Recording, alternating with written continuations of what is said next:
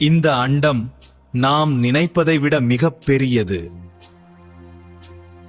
அதன் எல்லைகள் நமக்கு தெரிந்தது கிடையாது. கோடிக்கணக்கான புதிய ரகசியங்களை ஆய்வுகள் சொல்கின்றன. மனித அறிவுக்கு அப்பாற்பட்ட மர்மங்கள் அங்கே புதைந்துள்ளது. வாருங்கள், இப்பொழுது முக்கிய காணொளிக்குள் செல்லலாம். கொஞ்சம் யோசிச்சு பாருங்க. இதுவரைக்கும் நடந்த விஷயங்கள் தான் நம்மளோட நிகழ்காலத்தை முடிவு பண்ணுதுன்னு நாம ரொம்ப ஸ்ட்ராங்கா நம்பிட்டு இருக்கோம் இல்லையா? கண்டிப்பா, அதுதானே பொதுவான ஒரு நம்பிக்கை. ஆமா, உங்களோட கடந்த காலம் தான் உங்களோட எதிர்காலத்தை உருவாக்குதுன்னு நாம நினைச்சிட்டு இருக்கோம்.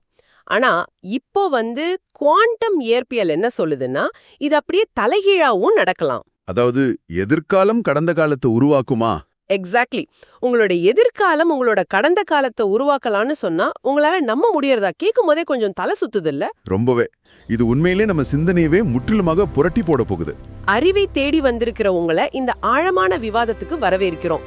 இன்னைக்கு நம்ம கிட்ட இருக்கிற தரவுகள் சாதாரணமானவை கிடையாது, ரொம்பவே வலிமையானவை. ஆமா, ஒன்னு நோபல் பரிசு வாங்கிய இயற்பியலாளர் ராஜர் பென்ரோஸ் எழுதிய தி எம்பரர்ஸ் நியூ மைண்ட். என்னாம நரம்பியல் நிபுணர் ஜோ டிஸ்பென்சா எழுதிய breaking the habit of being yourself. Correct. இந்த 2 புத்தகங்களையும் வச்சுக்கிட்டு மனித மூளைக்கும் இந்த பிரம்மாண்டமான குவாண்டம் உலகத்துக்கும் என்ன தொடர்பு இருக்குன்னு நாம் இன்னைக்கு அலச போறோம். இது உண்மையிலே ஒரு மைண்ட் ப்ளோயிங் கான்செப்ட்.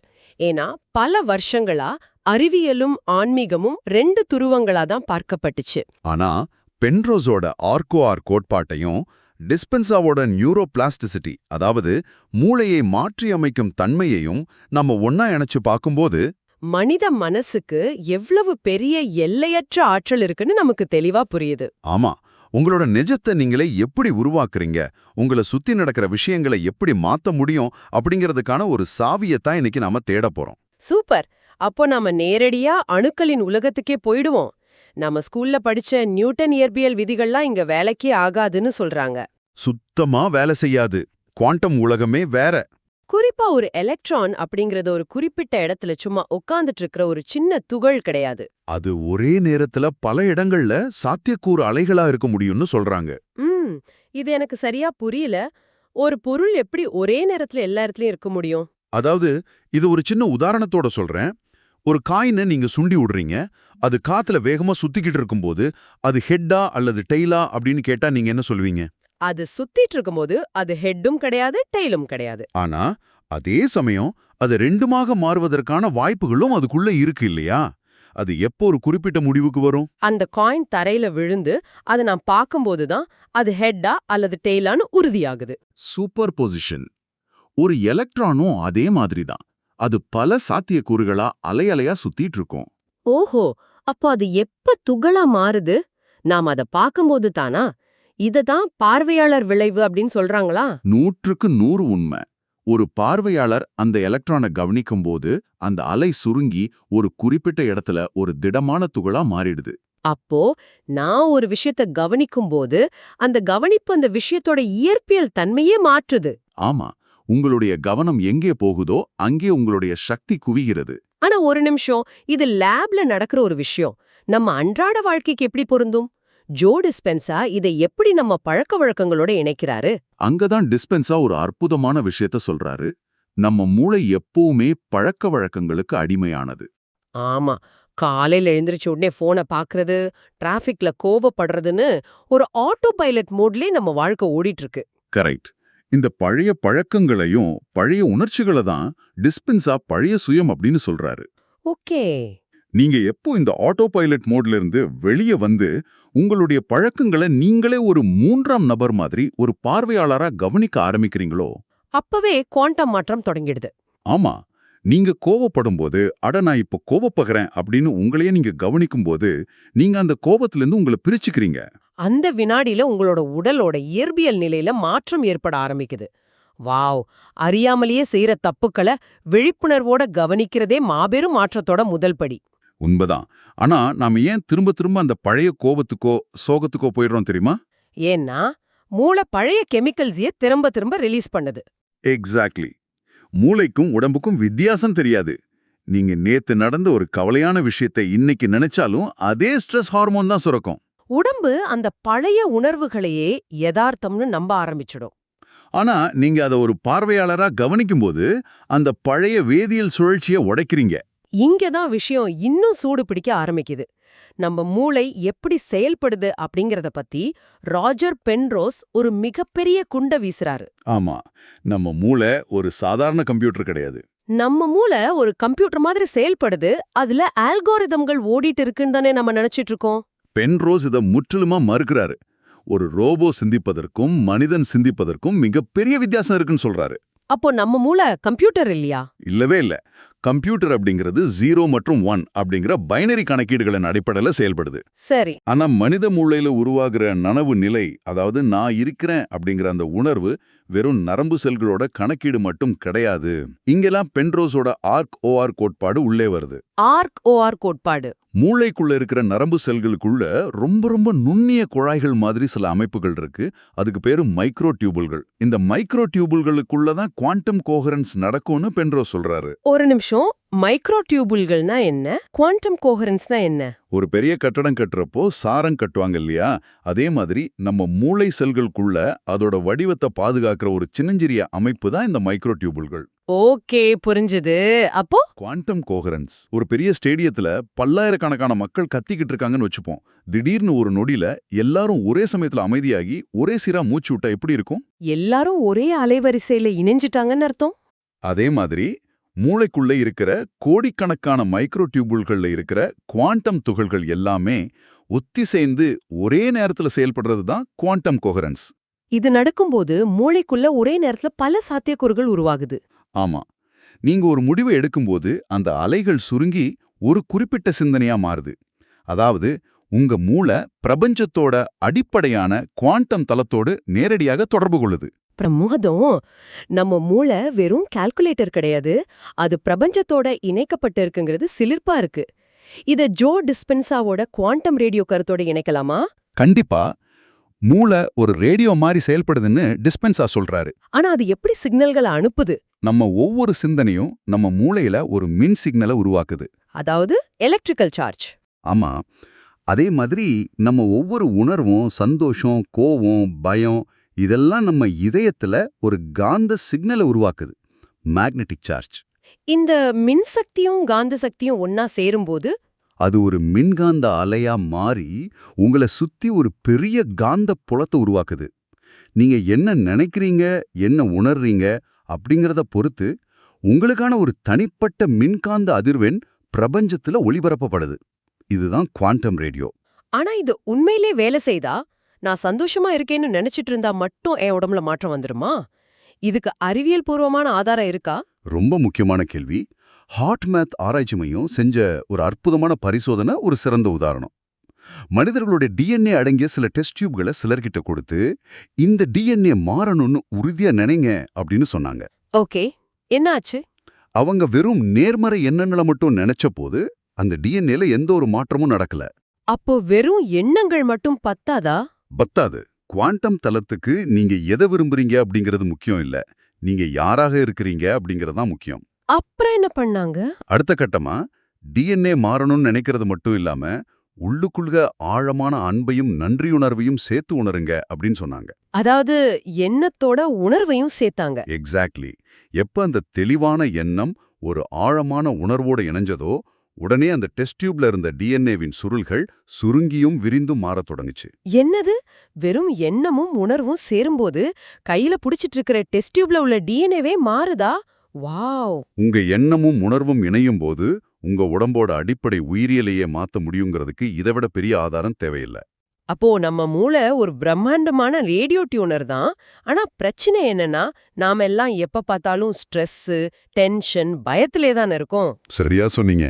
இந்த ஸ்ட்ரெஸ் நிலையில இருக்கும்போது நம்ம மூளை பீட்டா அலைகளை வெளியிடுது.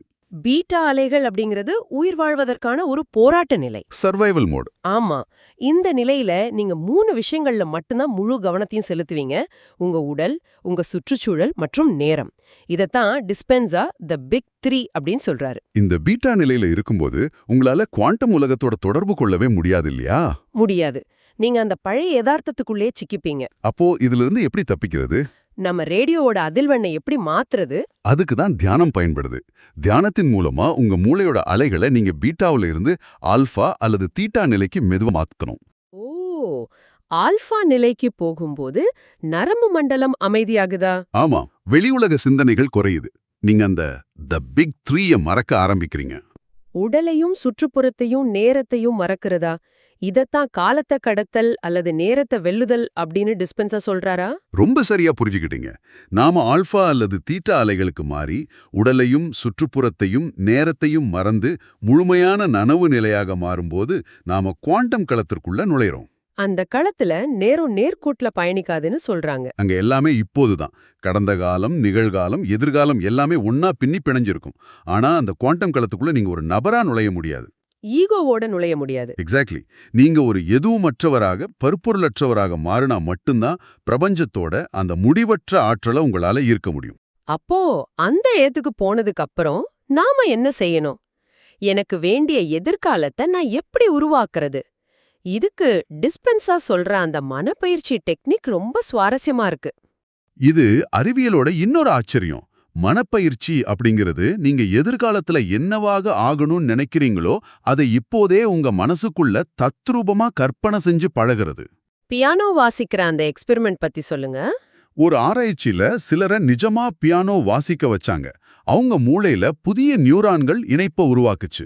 இன்னொரு குழுவை அவங்க பியானோ வாசிக்கிறதா வெறும் கற்பனை மட்டும்தான் செய்ய சொன்னாங்க. அவங்க நிஜத்துல பியானோவை தொடவே இல்ல. ஆனா மூளையில என்ன மாற்றம் நடந்துச்சு? ஸ்கேன் பண்ணி பார்த்தா நிஜமா பியானோ வாசித்தவர்களின் மூளை எப்படி மாறி இருந்ததோ அதே மாதிரி எந்த வித்தியாசமும் இல்லாம கற்பனை செஞ்சவங்களோட மூளையும் மாறி இருந்துச்சு. அட கடவுளே! அப்போ மூளைக்கும் உடம்புக்கும் நிஜத்துல நடக்கிற அனுபவத்துக்கும் கற்பனையா நாம மனசுக்குள்ள உருவாக்குற அனுபவத்துக்கும் வித்தியாசம் தெரியாதா? வித்தியாசமே தெரியாது. அதுதான் இங்க ட்ரிக்கு. நீங்க தியானத்துல உட்கார்ந்து ஒரு அற்புதமான எதிர்காலம் உங்களுக்கு கிடைச்சிட்டா நீங்க எவ்வளோ சந்தோஷமா இருப்பீங்களோ அந்த சந்தோஷத்தை இப்பவே நீங்க உணரும்போது அந்த நிகழ்வு ஏற்கனவே நடந்துடுச்சுன்னு உங்க உடம்பு நம்ப தொடங்குது. உங்க மூளையில புதிய நியூரான்கள் முளைக்க ஆரம்பிக்குது. ஆமா, உங்க மரபணுக்கள் முன்னதாகவே அந்த எதிர்காலத்துக்கு ஏத்த மாதிரி மாறத் தொடங்குது. நீங்க சந்தோஷமா இருக்க எதிர்காலம் வரைக்கும் காத்திருக்க வேண்டாம். நீங்க இப்போ சந்தோஷமா இருந்தா அந்த எதிர்காலம் உங்களை தேடி வரும். கேட்கவே ரொம்ப நம்பிக்கையா இருக்கு. ஆனா பிராக்டிக்கலா ஒரு பிரச்சனை இருக்கு. எனக்கு ஒருத்தர் மேல பயங்கர கோபம் இருக்கு, அல்லது எனக்கு ஒரு மோசமான கடந்த கால அனுபவம் இருக்குன்னு வச்சுப்போம். சரி, என்னதான் நான் தியானம் பண்ணாலும் அந்த பழைய நினைவுகள் வரும்போது என் உடம்பு திரும்பவும் அந்த கோபத்துக்கோ சோகத்துக்கோ தானா போயிடுதே. அந்த பழைய எமோஷனல் பிணைப்பை எப்படி நிரந்தரமா அழிக்கிறது? இது ஒரு மிக முக்கியமான கட்டம். உங்களுடைய வாழ்க்கையை இருட்டடிப்பு செய்யற அந்த தடை செய்யப்பட்ட குவாண்டம் விதிய, அந்த பிக் ரிவீல நாம இப்ப சொல்ல போறோம். ஆர்வமா இருக்கு, சொல்லுங்க. ஒரு பழைய வலியோ கோபமோ உங்க மனசுல எழும்போது உங்க உடம்பு ஆட்டோமேட்டிக்கா அந்த பழைய வேதியியல் சுழற்சிக்கு திரும்ப முயற்சி பண்ணும். அப்போ நீங்க ஒரு விழிப்புணர்வுள்ள பார்வையாளரா மாறி அந்த உணர்வை கவனிங்க. கவனிச்சிட்டு சத்தமா உறுதியா மாற்று அப்படின்னு கட்டளையிடுங்க. சேஞ்ச். மாற்று. இப்படி சொல்றதால என்ன நடக்கும்? இது ஏதோ மேஜிக் வார்த்தை மாதிரி இருக்கே. இது மேஜிக் இல்ல, இது தூய நியூரோ சயின்ஸ். நரம்பியல் அறிவியல்ல ஹெப்ஸ் விதி அப்படின்னு ஒன்னு இருக்கு. எந்த நரம்பு செல்கள் ஒன்னா இணைந்து செயல்படுகிறதோ அது பலமான இணைப்பா மாறும். ஓ, நாம பல வருஷமா கோபப்படும் போதெல்லாம் அந்த குறிப்பிட்ட நியூரான்கள் ஒன்னா இணைஞ்சு ஒரு பலமான ஹைவே மாதிரி ஆகிடுச்சு.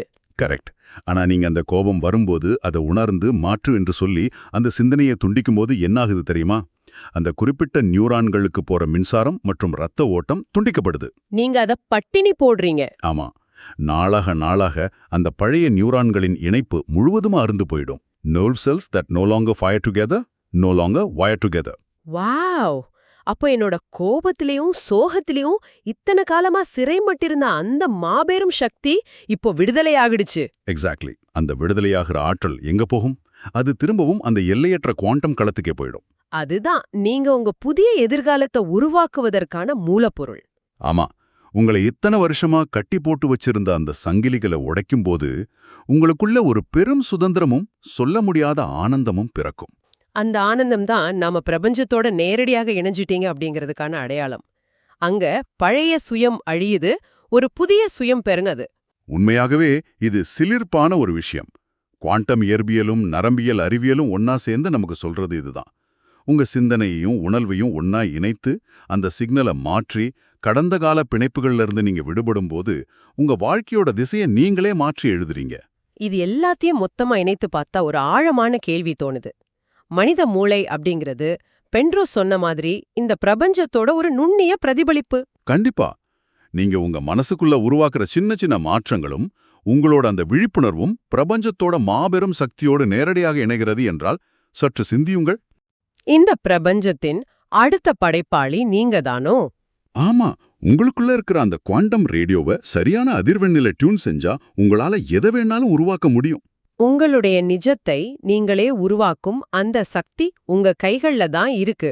இந்த குவாண்டம் ரகசியங்களை உங்க நிஜ வாழ்க்கையில பயன்படுத்தி பாருங்க. உங்களோட பழைய நான் மறைந்து புதிய எல்லையற்ற ஆற்றல் கொண்ட நான் பிறக்கட்டும். அற்புதம் காத்திருக்கு. ரொம்ப சரியா சொன்னீங்க.